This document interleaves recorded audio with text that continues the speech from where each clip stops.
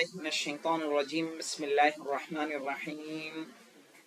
احکام شرعی کتاب کا نام ہے، یعنی شرعی احکام، احکام بیت الخلاء، یعنی بیت الخلاء کے احکام، رولس اینڈ ریگولیشنز۔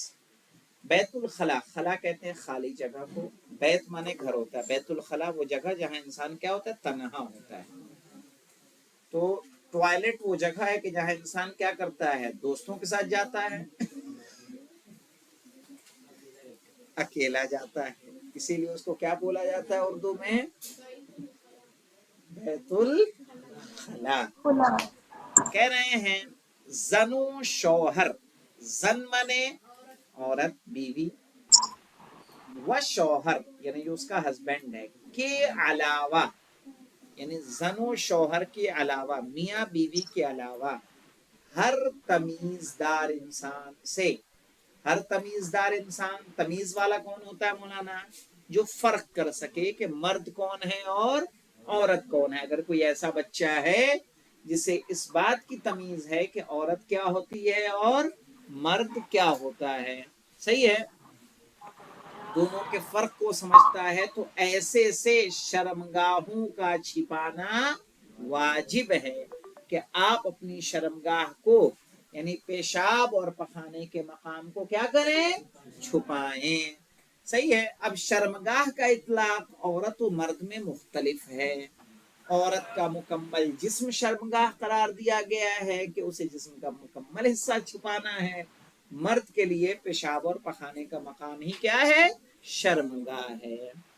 شرمگاہوں کا چھپانا واجب ہے، یعنی عورت اور شوہر اور بیوی چاہیں تو ایک دوسرے کی شرمگاہ کی جانب نگاہ کر سکتے ہیں، صحیح ہے۔ ان کے علاوہ کوئی بھی ایسا بچہ کہ جو تمیز رکھتا ہے، اتنا چھوٹا نہیں ہے، اس کے سامنے برہنہ ہونا جائز نہیں ہے، صحیح ہے۔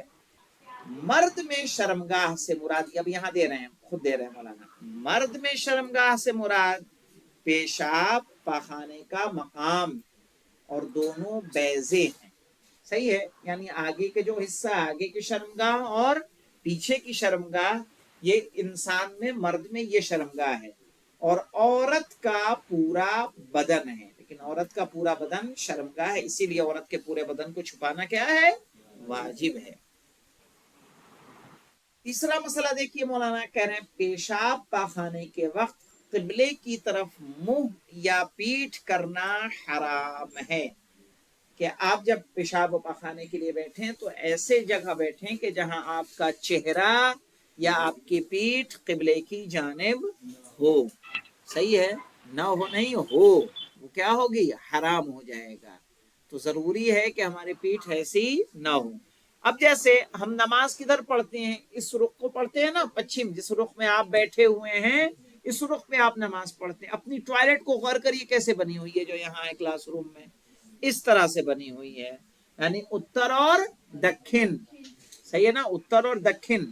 ہم نماز کیسے پڑھتے ہیں، پچھم، تو یعنی پورب انڈیا میں، تو پورب کی طرف جہت کر کے بھی بیٹھیں گے تب بھی حرام ہے، اور پچھم کی طرف تو خانہ کعبہ ہے ہی ہے، تو اگر ادھر پیٹھ رہے چاہے ادھر چہرہ رہے، دونوں کیا ہو جائے گا، حرام۔ اسی لیے کوشش کرنی چاہیے کہ جب آپ فلیٹ لیں شہروں میں کہ جو نان مسلم بلڈرز کے ذریعے بنایا گیا ہو، مسلم بلڈرز اس بات کا خیال رکھتے ہیں کہ قبلہ کدھر ہے، اگر وہ دین کی سمجھ رکھتا ہے۔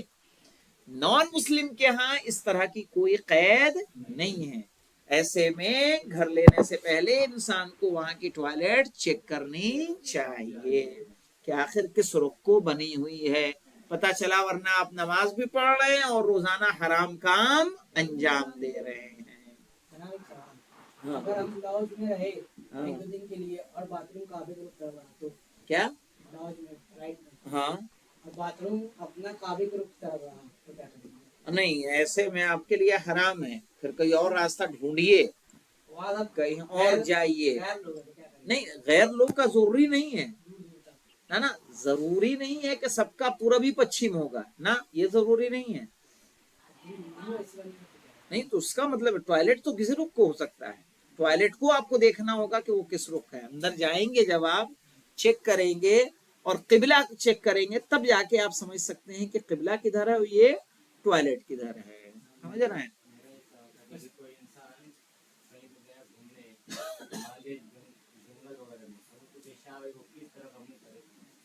کس طرف آپ دیکھیے جدھر سورج نکل رہا ہے جدھر سورج ڈوب رہا ہے ادھر نہ آپ کو چہرہ کرنا ہے نہ ادھر پیٹھ کرنا ہے. چونکہ سورج پورب سے نکلتا ہے پچھم میں ڈوبتا ہے. باقی دوسرے رخ میں آپ بیٹھ سکتے ہیں. رات کا وقت ہے اگر رات کے وقت میں اگر آپ نہیں تمیز کر پا رہے ہیں پوچھ لیں کسی سے. کوئی نہیں ہے تو پھر آپ نے اگر انجانے میں کوئی ایسا کام انجام دیا تو حرام نہیں ہے جب آپ کو پتا نہیں. اسی طرح سے آپ جیسے لاج میں رکے آپ اگر اس طرف متوجہ نہیں ہے اس حکم کی طرف کہ ٹوائلٹ کیسی ہونی چاہیے آپ یوز کر رہے ہیں آپ کو پتا نہیں ہے مسئلہ بھی نہیں جانتے ہیں اور اس طرف متوجہ بھی نہیں ہے تو آپ کا کوئی مواخذہ نہیں ہے. آپ خداوند عالم کیا ہے معذور ہیں. اب دیکھیے پیشاب کی جگہ کو آب قلیل سے 2 مرتبہ دھلنا پڑے گا. اگر ہم نے پیشاب کیا تو قلیل پانی اگر ہے تو کتنی مرتبہ دھلیں گے تو پاک ہو جائے گا 2 مرتبہ دھلنا ہوگا. صحیح ہے. اور آب کثیر سے 1 مرتبہ دھویا جائے گا. اب مجھے بتائیے جو ٹنکی میں پانی ہے وہ آب قلیل ہے کہ آب کثیر ہے؟ آب کثیر. آب کثیر ہے اس لیے کہ وہ 500 لیٹر کم سے کم ہوتی ہے نا اور 347 کلو ہم نے کیا ہوتا ہے کور ہوتا ہے 3.5 بالش چوڑا 3.5 بالش گہرا 3.5 بالش لمبا. یہ سارے کیپیسٹی اس کے اندر پائی جاتی ہے. تو اب ایسی صورت میں اس سے جو نل کے ذریعے پانی آ رہا ہے اس کا بھی حکم کیا ہوگا آبے. کور لیکن قلیل اگر ایسا ہے کہ نل سے پانی آپ نے لوٹے میں لے لیا وہ اب جب قلیل لوٹے میں پانی ہے تو کیا ہو جائے گا قلیل. قلیل آب لیکن قلیل. اگر نل سے وہ لگا ہوا پائپ لگا ہوا ہے نہیں ہوتا وہ ٹوائلٹ میں صحیح ہے اگر ڈائریکٹ اس سے استنجا کر رہے ہیں تو آب کثیر ہوگا. سمجھ گئے ڈائریکٹ. اور ایک ہے کہ نل سے پانی لیا پھر بند کر دیا تو پھر کثیر نہیں ہے پھر کیا ہے قلیل ہے. سمجھ گئے مولانا. تو قلیل سے کیا مرتبہ 2 مرتبہ اور کثیر سے 1 1 مرتبہ. مرتبہ. پیخانے کے مقام کو اتنا دھویا جائے گا کہ نجاست زائل ہو جائے. یہ نہیں کہ 1 مرتبہ دھلنا تو دھل لیا چاہے صاف ہو چاہے صاف نہ ہو. کہا نہیں اتنا دھلا جائے گا کہ نجاست باقی نہ رہے. بار بار دھونے کی ضرورت نہیں ہے کہ پانی بہاتے رہیں. اب دیکھیے مولانا نجاست پھیل نہ گئی ہو تو پیخانے کی جگہ کو 3 عدد پتھر یا کسی صاف کر دینے والی چیز سے صاف کیا جا سکتا ہے. صحیح ہے. اگر اپنی جگہ سے نجاست نہیں پھیلی ہے آپ کو دست وغیرہ نہیں آ رہے ہیں تو ایسی صورت میں 3 پتھر سے بھی اگر آپ صاف کر لیں گے تو ٹوائلٹ کیا ہو جائے گی پاک ہو جائے گی. وہ مقام وہ جگہ پاک ہو جائے گی. یا ایسی چیز جس سے صاف کیا جا سکتا ہو کوئی کپڑا وغیرہ اگر ہے تو.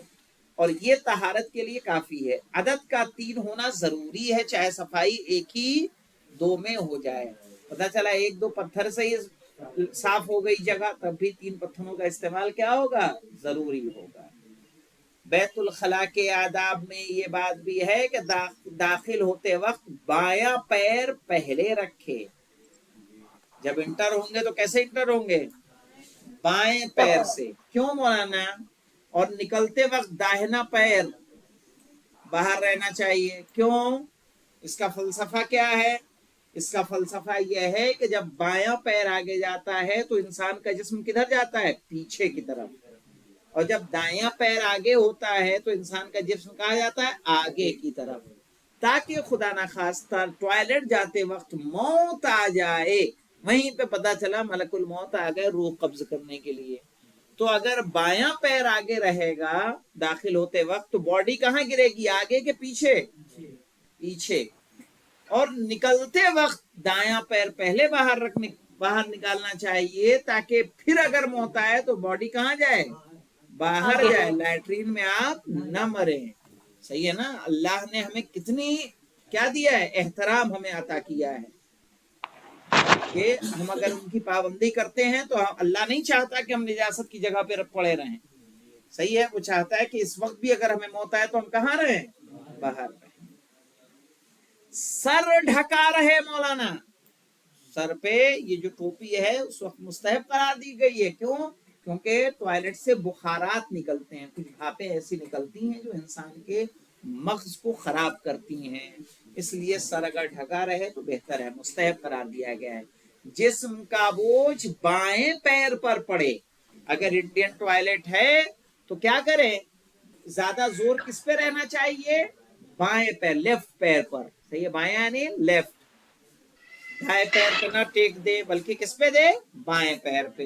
इंग्लिश टॉयलेट में जाहिर है इन सब ये चीजें क्या हो जाएंगी, मफकूद हो जाएंगी, क्योंकि वहां दाया बाएं का सिस्टम क्या हो जाता है, खत्म हो जाता है, क्योंकि फिर वो पैरों पर बैठता नहीं है, वगैरह वगैरह, यानी इसके अलावा और कुछ चीजें होंगी जो क्यों इंशाअल्लाह। आगा बाएं पैर पर ही वजन रहना क्यों चाहिए?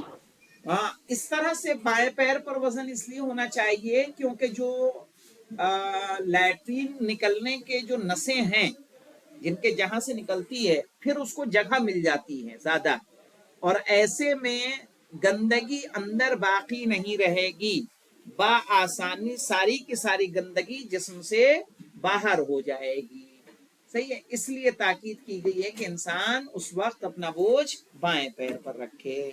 वल्हम्दुलिल्लाह रब्बिल आलमीन। सल्लल्लाहु अलैहि वसल्लम।